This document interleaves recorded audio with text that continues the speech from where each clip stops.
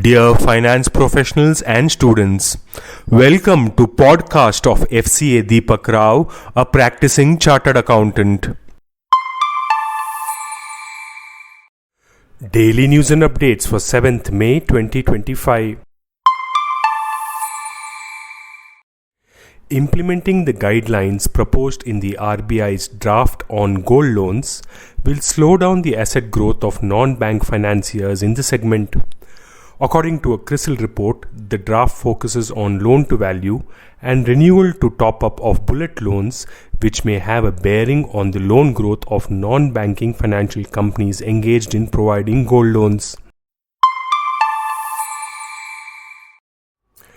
TPG Growth is set to acquire a 35% stake in SCHOTT Poonawalla from Serum Institute of India, with Novo Holdings co-investing. This deal aims to bolster the drug containment firm's growth in India and globally. Serum Institute will retain a minority stake, while SCHOTT Pharma remains the controlling stakeholder, leveraging TPG's healthcare experience. Markets regulator SEBI has mandated a minimum ticket size or investment threshold of Rs 1 crore for the RBI regulated originators and unregulated entities engaged in securitization activities.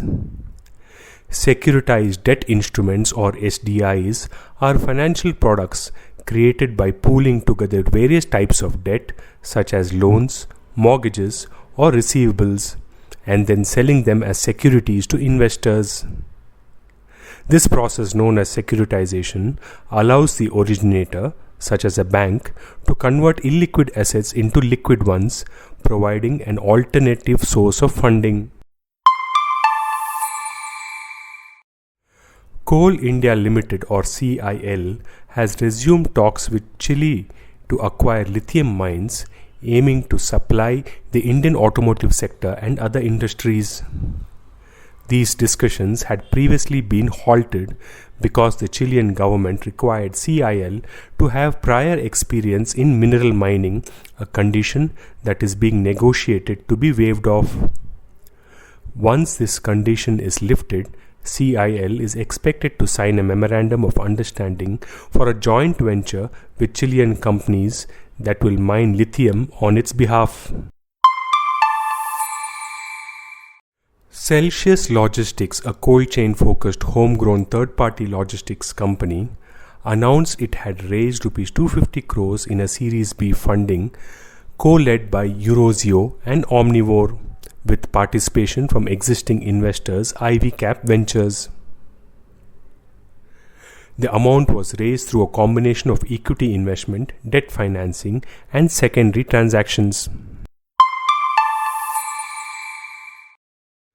The number of orders delivered each day by the top 3 quick commerce firms, Blinkit, Zepto, and Swiggy Instamart, doubled in March compared to the same month last year. Underscoring increasing adoption of quick commerce, the daily average orders on these platforms rose to around 4.5 million in March against around 2.2 million orders in the same month last year. This podcast is sponsored by Sound of CA. We share because we care. Vande Mataram, Jai Hind.